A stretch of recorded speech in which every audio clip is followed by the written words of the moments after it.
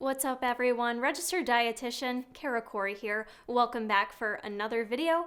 And today's video, we're going to talk about something that triggered the heck out of me this week. I was so triggered, I was angered to the point that I posted about it on Instagram and had to make a video discussing it with you guys today. So the reason why I was triggered was there was a post by Dr. Mark Hyman, who I do follow on social media. And honestly, I probably should unfollow him. He has some ideals and things that he puts out there that I do think is really good information. And then he posts other stuff that I think is absolute nonsense, garbage, confuses people. So what he posted this week, which I have to say I find very interesting, I just went back through the Instagram today to find it, and he does not have it posted anymore. So I didn't respond to it because I'm not one of those people on Instagram that gets into shit over Instagram. I think that's stupid. I'll just make a video about it. I think that's smarter. But I couldn't find his post anymore. But what his post read was, and I screenshotted it so we can put it up on the screen, but what his quote was said, "Sugar in all its forms is the root cause of our obesity epidemic and most chronic disease." Now that is a extremely strong statement. And so I posted this and I asked for other people to kind of respond back to me and let me know their thoughts on that. I just wanted to know what the general public's view of that was, if people were agreeing with him or not. But I feel like that's an extremely strong statement. So I reposted that, and the majority of you guys commented. I would say the majority of you felt like that was a bunch of bullshit. You found it to be confusing. You felt like it definitely wasn't the single source cause of obesity, that there's so many other factors that play into it. But then there was also a handful of folks that felt like this was valid. They felt like for themselves personally, by omitting sugar in their diet, they found better adherence to their diets. They found that they had less cravings when they omitted it, etc. So it wasn't like everyone agreed across the board. So I wanted to kind of discuss this a little bit more. Clearly, I don't agree with this statement, and I kind of want to give you my reasons why and just start the conversation about it a little bit more. All right, so there's a couple things that really irritate me about this statement. I just think, and he's a doctor, that's fine, but just because you're a doctor doesn't mean you're always right. That's a very bold statement to say, and then there's two parts there that really irritate me. Number one, he's identifying the root cause of obesity. He must be the world's smartest man, because last I knew, we had not figured out that there was just one root cause to obesity in this world. And I think if that was really the case, if research really validated that and we knew it, we would see it in all the research. We would see all the basically all the governing bodies that we look to for nutrition guidance would be talking about this. They would be teaching us as practitioners to practice this with our clients. If we know that this is it, guys, sugar in all its forms, that's it. Get rid of it, and we have no more issues with obesity and most chronic diseases. I just think that's such a closed-minded statement, and I think a lot of dietitians, at least, will agree with me that anyone that thinks obesity is related to one thing, really, come on. You think there's one thing that has led us to where we are now with the obesity epidemic, that we've had this epidemic for years and years and years now. I can't fathom the fact that you could just bring it all back down to sugar, to just one macronutrient, and that's just, it. That's it, guys. I think that's just kind of hard for me to really wrap my brain around. So there's that there. I think we know that obesity is not just due to one thing in our diet. It's not just due to sugar. And I'm going to talk about the fact that I do agree we have an issue with consuming too much sugar. I'm not arguing that point. We absolutely do, as a society, consume too much sugar. It's crazy to me how accessible these foods that we have are now. And I'm guilty of it too, to enjoy some of them. I'm human. I like to eat the crazy shit with all the sugar in it too. There's loads of it, and it's everywhere, and it's so accessible to us. But there's so much more that can lead people to obesity than just one component of your diet. I think it's multifaceted. It's having a diet that it's not great, right? It's a diet that's lacking in good nutrition and making bad choices, consuming too many calories, generically speaking. But with that also comes lack of activity, right? So a lack of movement, not getting enough physical activity. You hear a lot of people say calories in, calories out. The way to alter that is based on your diet and your physical activity. But beyond that, it's still so much more. We now know genetics do play a role in this, you guys. So there's nutrigenomics, where people are actually researching and finding out the way different foods we eat, the air that we breathe, the chemicals that we put on our skin can express different genes in our body, can turn on different genes that then can lead us to have a chronic disease or make us more prone to obesity. It's so much more complex than even my mind can understand versus just consuming too much sugar. And the other factor there is just other medical conditions we have as well, right? So if you're someone that was born with certain medical conditions or, had certain medical issues growing up as an adult, different medical conditions make it difficult to manage our weight. Doesn't mean it's that person's fault. Doesn't mean it's their fault that they have hypothyroidism. Doesn't mean it's their fault that they have asthma. Doesn't mean it's their fault that they have, the list goes on and on of different medical conditions that can make it tough to manage your weight. PCOS. There's a whole host of different things that make it a struggle to manage our weight. So I guess the bottom line thing that irritates me with that is there isn't just one single source cause of obesity. It's not that simple. So let's not make it feel that simple, because I think that's really what makes people feel like a failure. We start to make things look that simple with diet and weight loss, and you're like, man, I don't eat a lot of sugar. Why do I still have a weight issue? I feel like a failure. I feel like I'm doing something wrong. And that's not the case. It's much more complex than that, as I said, and there really is a different approach for each and every person. We're not all the same. We're not made up of the same genetics. We don't all live in the same area of the world. We often forget about the environmental impacts. It's something that I really didn't even think about or consider until I got more into researching functional nutrition and how everything in the environment really can impact us. Like I said, the air that we're breathing, and that can be dependent on what area of the world you live in, the water you're drinking, the fragrances that you're inhaling, all this kind of stuff, the mold maybe that's in your walls, the asbestos in the 1970 buildings that you work in, all these things, you guys, could have some kind of impact on your ability to manage your weight. The other thing I want to mention too, with having different medical conditions, or even because maybe you know or don't know, I work in mental health. So I work with very sick psychiatric patients who are on medications that they require, psychotic medication that is required for them to be able to just balance themselves and be able to hopefully live in the community again someday, be able to transition back into the community. And these medications have crazy side effects on their weight.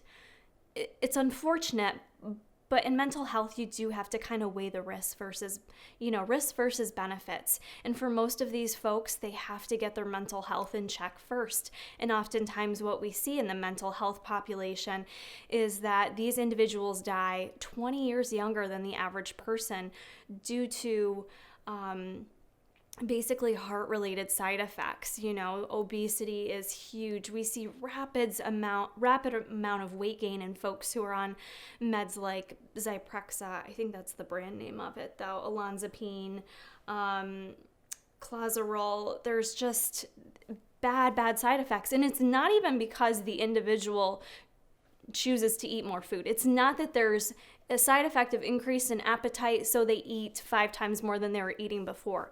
There's truly an alteration of their hormones that cause them to store more fat and to gain more weight. So I can keep folks on the same exact diet, and when they're placed on Zyprexa, I can see someone gain 30 pounds in a matter of 2 months due to this medication with no changes to diet.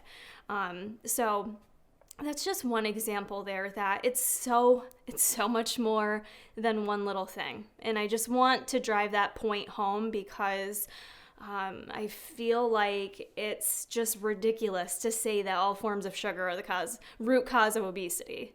Are you kidding me? I'm sorry. I can't wrap my brain around it. I know folks will have a differing of opinion than me, and that's okay. Look, we're all going to do different things with our diet and with our lifestyle, and what it all comes back to for me is if it's not hurting you, then I don't have a problem with it. You do you. If it's not harming you in any kind of way. But I do think we need to talk about the differences in sugar because they're not all created equal. At least in my world, that is not what I teach my clients. All sugars are not created equal, and I think you need to separate out your added sugars versus your natural sugars, which is why there's been a change in the food label requirements in which you have to add added sugars on there, because we know it's an issue. I'm not arguing that. We know added sugars in the diet is an issue. But again, added is different than natural sugars. So when we talk about natural sugar, we often think about things like fruit, which fruit contains more than just sugar. It also contains a good source of water, it contains fiber, and it contains other micronutrients. When we talk about added sugars, that's usually added sugars are found in things like our sugared soft drinks, any of our sugared beverages. You think about baked goods, candies, sweets, and it actually does go above and beyond that. You see things just like our breads honestly have added sugars to it. There's really a lot of food items that do contain added sugars, which is why I think it's great that it's now a requirement on the food label so that people can be a more educated consumer when it comes to purchasing things and seeing what's in it. I don't think a lot of people would realize there'd be added sugar in bread, but dude, bread's more sweet than you would actually think about. And, if you remove it from your diet, add it back in, all of a sudden you can taste how sweet it is and how salty it is and things like that. So there is a difference there, you guys. And when I looked at the research, I don't see many studies, if any, saying fruit is the cause of obesity. When you look at the studies that do link high sugar diets to obesity and to type 2 diabetes and other chronic diseases, usually what they're looking at in those high sugar diets are specifically consumption of high sugar beverages. Loads of research on that. We know there's nothing good about soda, you guys. There's nothing good about added sugar. There's nothing good about diet soda either. I'm not here to say that there is, but in terms of the link to obesity, so there's a lot of research and studies that show the correlation with a high consumption of sugary beverages and obesity. It's been studied in our children adolescent population as well as adults. And then we have other studies that just look at a high sugar diet in general. And oftentimes, studies are all set up so different, but oftentimes it's looking at a diet that's high in added sugar. They're not comparing folks who have a diet that's high in fruits and vegetables. They're looking at a diet high in added sugars, the people who are eating the candy bars, the cakes, the sweets, the sodas, and all that kind of stuff that I think for the most part we do know that that's not good for us, right? It's not healthy for us. It's probably not going to help our weight management at the end of the day. But you really find more research supporting fruit and its benefits for us, which fruit is a simple sugar, okay? It's a simple sugar, but there's so many other good properties there and things that support anti-inflammation in our bodies and reduction in cancer rates and all this other stuff. So when you look at fruit, I think you do have to separate out natural sugars versus the added sugars. As I said before, I don't disagree that we consume too much added sugar. That's something I'm not going to argue. We definitely as a population consume too much. So when the question's asked of me, can sugar make you fat? Can sugar make you gain weight? Absolutely. You know, most things can make us gain weight, but sugar can. You know, there's a few different reasons why. It's if we consume it in excess, we could absolutely gain weight from it. And sometimes the argument is it's easier to consume sugar in excess because it's not as filling as other food sources, right? So if you're drinking a Pepsi or a Coke, or you're having a slice of cake, I don't know about you guys, but I'm not gonna feel full after eating that.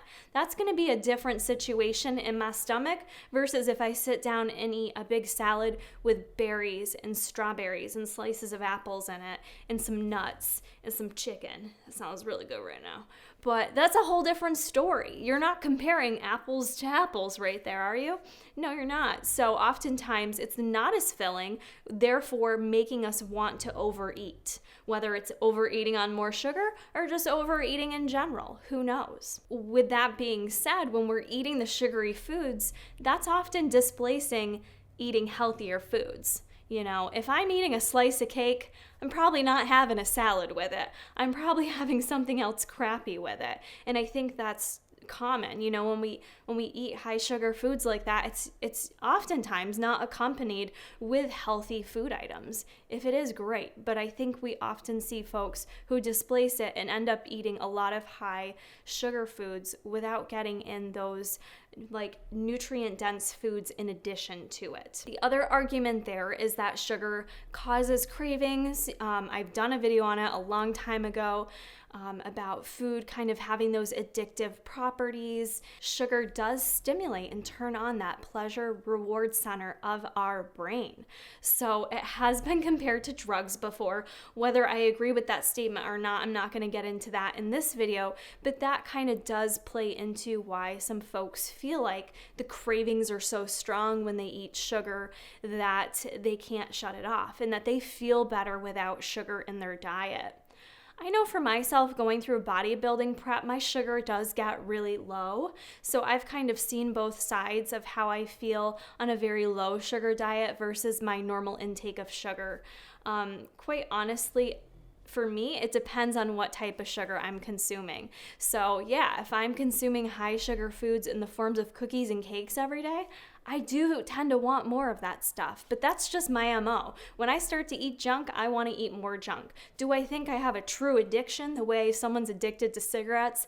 Absolutely not. But I can tell you too, when my sugar's been really low, I don't feel as good either. I don't feel like I have as much energy. And are we talking about sugar in the forms of cakes and cookies, or are we talking about watermelon, berries, and bananas? I personally feel a difference in the two with how I feel with my energy and with cravings and with my mood. So that's the other thing there too. Sugar can, impact hormone levels. We talk about it impacting your insulin level, spiking your glucose. Again, it depends on what type of sugar we're eating. I can't say that enough. If you're eating an apple, there's going to be a different impact on blood glucose levels versus if you're eating a cookie. There just is, you guys. So it really does depend what we're talking about here. With talking about sugar, I wanted to mention for you some of the guidelines, the recommendations for how much sugar to consume. You're going to hear some practitioners who say you shouldn't consume any sugar at all. I'm not of that mindset. So a couple of different guidelines out there. The American Heart Association recommends it based on whether you're male or female. I just touched the dog and he got pissed. Sorry. He woke up and shot me a fucking look. Sorry, bro.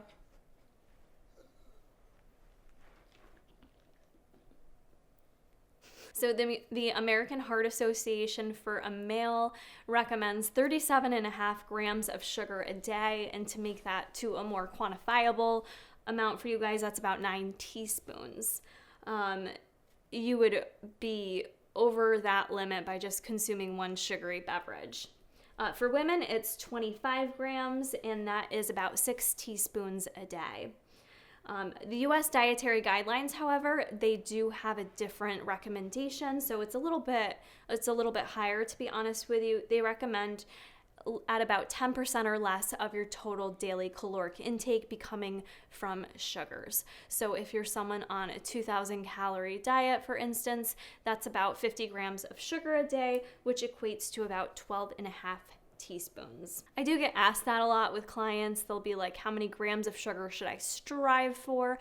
Honestly, if I'm working with someone who doesn't have any medical conditions that are impacted by sugar, then I usually don't have that be something they truly monitor. I more so give recommendations for monitoring the added sugar in their diet in terms of food selection, not really being hyper focused on the amount of grams, because how far are you going to go with every little thing that you're just going to cut out of your diet or be so detailed attention to it? I think that gets overwhelming for most of us. For even someone like myself who's been in this field for a long time, it's like, I don't want to have to worry about every single gram of everything that goes into my mouth.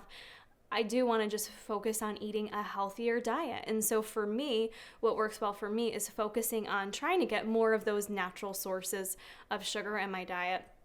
Not to say that I don't get an added sugar, but I do try to make up the bulk of my diet with like fruits and vegetables, whole grains, things of that nature.